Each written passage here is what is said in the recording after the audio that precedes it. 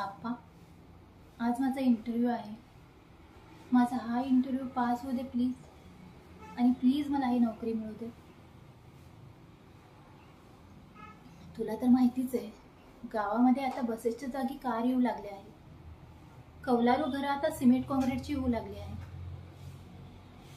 आणि या सगळ्यांच्या आधी मला माझं जुनं घर विकत घ्यायचं. माझ्या आधी जर ते घर कोणी विकत घेतलं आणि त्याचंही सिमेंट काँक्रीटमध्ये रूपांतर झालं तर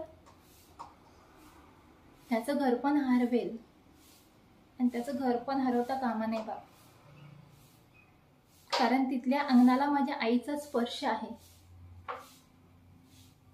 तिथल्या झुल्याला माझ्या आईची कुशी आहे, तिथल्या प्रत्येक कानाकोपऱ्यामध्ये माझ्या बालपणीच्या आठवणी आहेत. संस्कृतीला परंपरेचं तेज देणारी तुळस आहे बाप्पा. तिथल्या घरात अशी कित्येक तरी झाडं, फुलं, फळं आहेत ज्याची नावं फक्त मला माहिती आहे. खरं सांगू का, तिथल्या घरात अख्खं गाव आहे.